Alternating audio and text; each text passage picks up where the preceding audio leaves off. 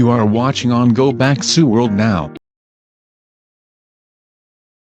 DC EU의 마지막 작품인 플래시가 지난주 개봉을 했습니다. 제가 보고 왔는데 간단하게 감상평을 말하자면 플래시는 빠르지만 극장에는 너무 늦게 왔다. 진작 이런 수준으로 DC 영화들을 만들었으면 시리즈 전체가 죽지는 않았을 텐데 아쉽죠. 배트맨, 슈퍼맨, 원더우먼, 아쿠아맨 캐스팅은 어울리게 잘 했는데 그동안 성과가 안 좋아서 배우, 제작사, 팬들 모두 좀 안타까운 상황이었습니다. 그래도 마지막 DCU의 여정을 플래시를 통해서 잘 마무리 지었다고 생각합니다. 마치 슈퍼맨의 S가 의미하는 단어인 희망을 앞으로 새롭게 펼쳐질 DC 유니버스에서 기대할 수 있게 해준 작품입니다. 마블은 2008년 아이언맨 이후로 계속 승승장구하면서 2019년 어벤져스 엔드게임하고 스파이더맨 파프롬 홈을 마지막으로 페이지 3 인피니티 사가가 잘 마무리되었죠. 글로벌로 엔드게임의 매출은 약 28억 달러나 됩니다. 반면 과거 DC 히어로 무비 최고 흥행작은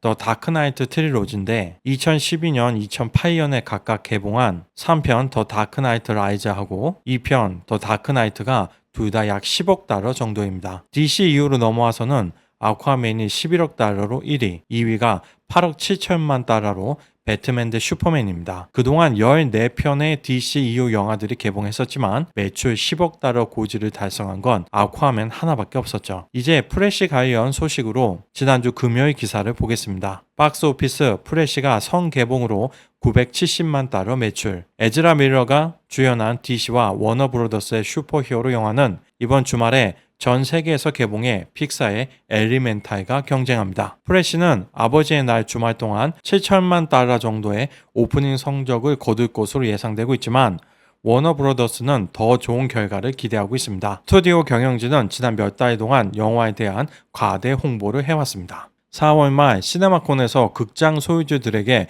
영화의 전체를 공개하기 전 워너브로더스 디스커버리의 CEO는 자신이 본 최고의 슈퍼히어로 영화라고 말했습니다. 많은 비평가들은 동의하지 않았고 현재 로튼 토마토 점수는 67%입니다. 영화 플래시는 2022년 에즈라 밀러가 여러 차례 체포를 당하고 논란의 대상이 된 후 작년 8월 자신의 행동에 대한 사과문을 발표하면서 절정에 달한 후에 개봉했습니다. 복잡한 정신건강 문제로 인해 도움을 받을 것이라고 말했으며 영화 프리미어에서 레드카펫 행사에는 참석했지만 그 외 다른 홍보 활동은 하지 않았습니다. 작년까지 에즈라 밀러에 대한 사건 사고가 끊이지 않았습니다. 정말 일일이 다 언급할 수도 없을 정도로 많은 일이 있었는데 그 중에서도 제가 가장 충격적이었던 건 스스로를 젠더 플루이드라고 칭했다는 겁니다. 성 정체성이 고정적이지 않고 유동적으로 전환된다는 개념이라는데 성이 순식간에 바뀔 수 있는 건 로키 같은 신이나 엑스맨의 미스틱 같은 경우가 아니면 현실에서는 불가능한 일이죠. 그럼 실제 영화 흥행 성적을 살펴보겠습니다. 플래시는 매우 남성 중심이며 아쿠아맨과 원더우먼만큼 여성을 많이 유입하지 못하면서 흥행 성적이 낮아지고 있습니다. 미국 극장가에서는 1위이기는 한데 현재 흥행과 관련해서 에즈라 밀러에 대한 대중들의 불호감이 강하게 작용되고 있는 것 같습니다. 처음 3일 매출이 5,500만 달러인데 인어공주의 오프닝은 9,500만 달러였습니다. 영화 관계자들의 예상치는 7천만 달러. 워너브로더스 경영진들은 더 높은 기대를 했었는데 기대에 미치지 못하는 출발을 했습니다. 2위 엘리멘탈은 개봉 후 첫 3일 매출이 2,900만 달러로 플래시보다 더 나쁩니다. 큰 흥행을 하기는 힘들 것 같습니다. 스파이더맨하고 인어공주는 지난주 상영 극장이 각각 459개, 840개 드랍되어서 이제 종영하는 수순에 들어갔다고 봐야 할 것 같습니다. 다시는 이번 인어공주와 같은 방식의 캐스팅이 반복되지 않기를 바랍니다. 워너브로더스 입장에서 심각한 문제는 플래시의 마케팅 비용이 비슷한 시기에 개봉한 트랜스포머, 스파이더맨, 엘리멘탈, 가디언즈 오브 갤럭시 3보다 훨씬 많다는 겁니다. DC 이후를 잘 마무리하고자 했던 건 알겠는데 극장에서 웬만큼 흥행한다고 해도 최종적으로 손익분기점 돌파하기는 어려울 것 같습니다. 이제 실제 영화를 본 중국 관객들의 평가를 살펴보겠습니다. 오래 기다렸던 DC의 큰 이벤트인 플래시 포인트가 마침내 왔다. 기본 스토리는 클래식으로 대략적으로 알고 있을 것이고 영화 버전에서는 어떤 변화가 있을지 보자. 만점으로 추천한다. 반드시 꼭 봐야 하는 영화다. 줄거리는 기대 이상으로 훌륭하다. 이번에 DC가 마침내 구이기했다. 마이클 키튼의 배트맨과 벤 애플렉의 배트맨에 50점, 에즈라 밀러의 연기에 50점을 주고 싶다. 예상치 못한 놀라운 기쁨과 유머가 마지막에 감동적으로 승화되었다. 올해 최고의 외국 슈퍼히어로 영화이다. 영화의 전반부는 좋았다. 줄거리나 특수효과 모두 좋았는데 후반부에 플래시가 뛰어넘는 부분은 좀 터무니없다. 이해하기 어렵다. 영화를 보면서 잠이 들었다. 억지로 감정을 자극하고 전투 장면은 적고 일부 특수효과는 보기에 싸 보였다. 시작하고 30분은 팝콘 무비였지만 그 이후로는 정말 나 같은 마블 팬도 잠이 들 것 같았다. 여러분, 돈 낭비하지 마세요. 전체적으로 중국에서는 호평이 90% 이상, 비평은 10%가 채 안 되는 것 같습니다. 아무래도 한국이나 중국은 에즈라 밀러의 기행에 대한 불호감보다는 영화 자체의 재미 위주로 평가하고 있는 것 같습니다. 제가 생각하는 이 영화의 장점은 먼저 에즈라 밀러의 연기입니다. 보통 남성들하고는 다른 감성적인 성향들이 연기에 있어 표현의 폭을 넓히고 깊이 있게 만들어주는 부분들이 있는 것 같습니다. 사고를 그렇게 많이 쳐도 배역 교체 없이 가는 걸 보고 이상하다고 생각했었는데 영화를 보고 나니까 에즈라 밀러가 아니었으면 만들 수 없었던 영화라는 생각이 듭니다. 첫 번째 주연인 플래시, 두 번째 주연 영 플래시, 그리고 조연으로 다크 플래시까지 3명을 연기하는데 극중에서는 한 명의 베리 앨런이기는 하지만 시간대가 다르기 때문에 당연히 각각 다른 표정, 말투, 행동을 보여줘야 하는데 정말 각각 다른 시간대의 베리 앨런인 것 같다는 생각이 들 정도입니다. 히어로 무비에서 비교할 만한 영화는 닥터 스트레인지, 베네딕트 컴버배치 연기인데 다양한 멀티버스 속에서 여러 명의 닥터 스트레인지를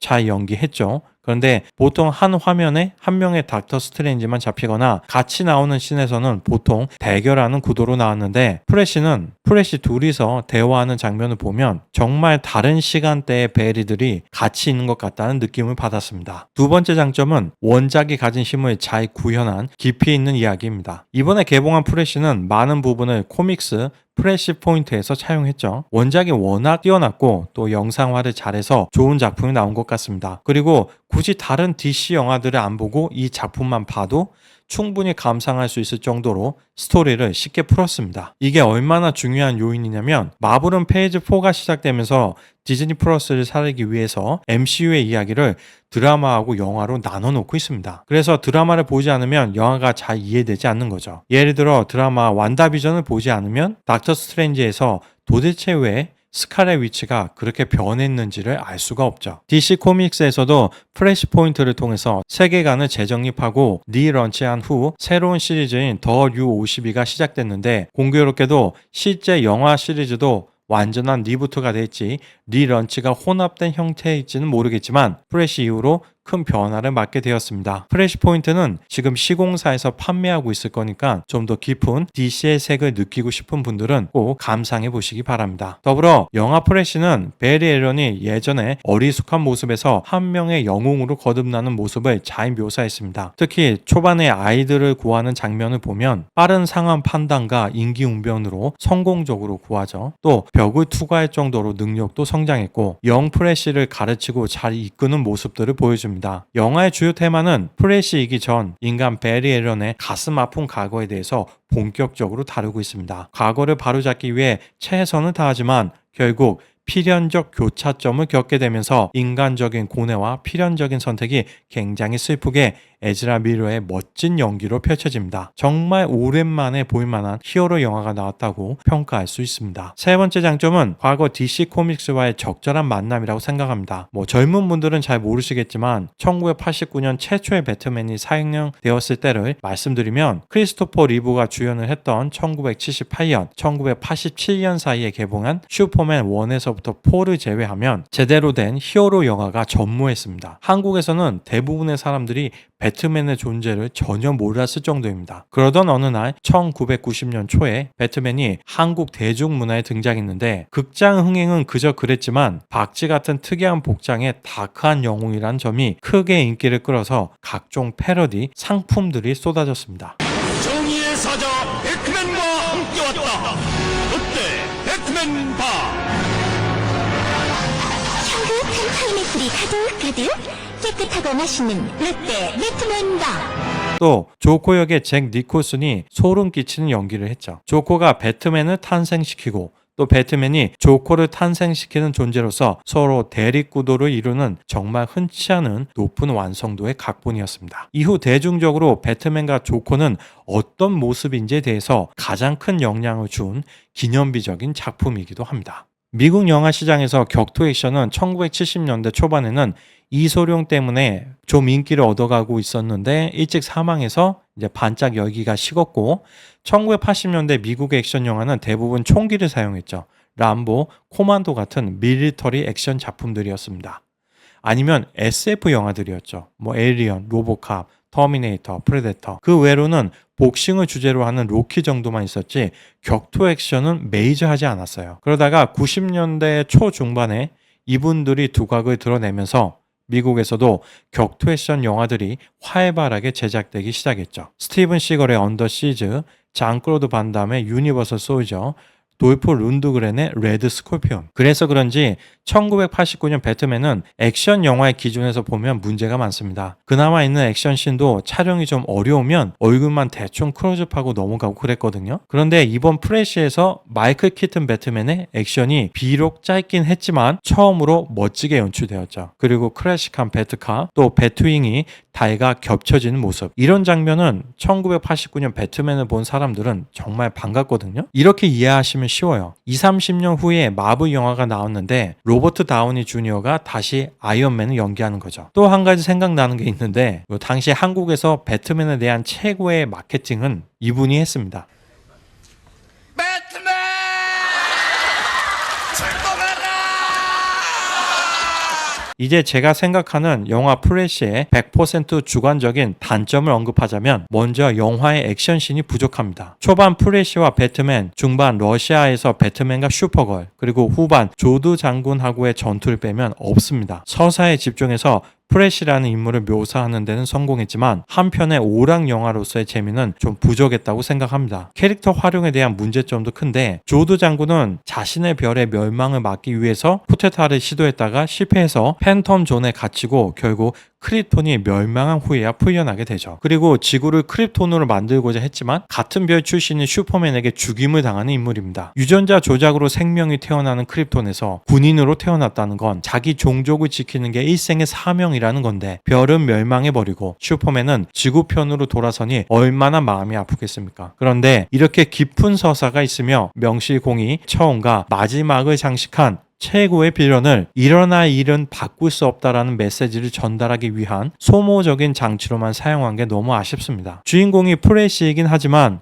어머니 한 명을 살리고자 하는 것과 자기 별 전체를 살리고자 하는 마음 중 어느 쪽이 더 간절하겠습니까? 아쿠아맨 쿠키 현상은 언급할 가치도 없는 것 같습니다. 차라리 없는 게 낫지 않았나 싶습니다. PC 요소들도 지적을 해야 하는데 내용적으로 크게 거스르지는 않았지만 분명히 의도적으로 PC 요소들을 집어넣었다고 보여집니다. 사실 에즈라 미러 자체도 코믹스의 전통적인 플래시들하고는 다르죠. 원작에서는 좀 더 전형적인 백인 남성이었지만 에즈라 미러가 워낙에 연기 잘해서 논란이 되지는 않았습니다. 프레시의 여자친구 역이라고 봐야 하는 아이리스 웨스트는 블랙워싱을 당했습니다. 스파이더맨도 그렇고 프레시도 그렇고 왜 여자친구는 꼭 흑인 여성으로 바꾸는 걸까요? 카라 조엘은 히스패닉인 샤샤 카이로 교체되었습니다. 외모도 예쁜 편이고 지금은 비록 하차했지만 슈퍼맨 역의 해리 카비라고도 친척처럼 보이기는 합니다. 그래서 인어공주만큼의 논란은 일어나지 않았지만 슈퍼걸은 과거 코믹스에서부터 긴 금발머리의 미녀였죠. 하의는 스커트를 입었죠. 그런데 프레시에서 슈퍼걸은 짙은 갈색 그리고 쇼컷에 일체형의 수트를 입었습니다. 아이리스 웨스트는 영화에 큰 영향이 없었지만 슈퍼걸은 키가 170cm라는데 제가 보기에는 너무 작아서 액션이 별로 멋지게 보이지 않더라고요. 어떤 분들은 왜 꼭 금발의 미녀가 스커트를 입고 슈퍼걸을 해야 하냐고 불만을 가질 수 있겠지만 굳이 오랜 시간 동안 형성된 캐릭터를 일각에서 불편해한다고 꼭 바꿀 필요는 없다고 생각합니다. 흑인 스파이더맨, 마일스 모라레스처럼 새로운 캐릭터를 만들고 새로운 서사를 부여하면 되기 때문이죠. 앞으로 DCU로 거듭난다고 해도 PC는 계속 묻을 것 같다는 그런 불길한 생각이 드네요. 마지막으로 가장 아쉬운 점은 영화 막바지에 베리 앨런이 어머니를 구하지 않는 선택을 함으로써 인간적인 성장을 이뤄내면서 끝나는 것 같았는데 샘 스파 1편처럼 멋있게 끝나는구나 생각하고 있었는데 스파게티 소스의 위치를 위로 더 올림으로써 아버지의 얼굴이 CCTV에 정확하게 찍히게 만들었죠. 그래서 결국 과거의 시간을 바꾼 게 되었고 아버지는 풀려날 수 있게 되었지만 돌아온 세계에서의 배트맨은 조지 클루니죠. 이게 영화적으로 얼마나 큰 문제냐면 2시간 동안 계속 그렇게 결국 필연적으로 일어날 일은 반드시 일어나게 되기 때문에 과거에 매몰되지 말고 그 일을 통해 겪은 고통과 상처를 이겨냄으로써 인간적으로 성장해야 한다는 메시지를 주다가 마지막에 완전히 뒤집어버린 겁니다. 이게 DC 이후의 마지막이라서 후속작도 없는데 이렇게 끝내버리면 사실 이 영화는 2시간 30분 동안 아무런 메시지가 없었던 거라고 봐야죠. 남는 건 어머니에 대한 구구절절한 사랑과 결국 과거를 바꿈으로써 자신이 살던 세계로 돌아가지 못하게 된 플래시. 플래시에 대한 제 평점은 5점 만점에 3점입니다. 히어로 무비 중에서 5점이라고 생각하는 건 다크나이트, 4점은 인피니티 워, 윈터 솔저, 시빌워인데 그 수준에는 미치지 못하는 영화 같습니다. 다만 지금까지 나온 DC 이후의 영화 중에서 최고인 건 분명한 사실이고 앞으로 나올 DCU 영화들에 대해서 기대를 갖게 만들기에는 충분한 작품이었습니다. 영화를 보고 그 인저스티스 2 게임을 하니까 훨씬 더 재밌더라고요. 지금 스팀에서 세일해서 5,000원에서 6,000원 정도 하니까 관심 있는 분들은 확인해 보시기 바랍니다. 오늘 100% 주관적인 플래시 리뷰는 여기에서 마치겠습니다. 감사합니다.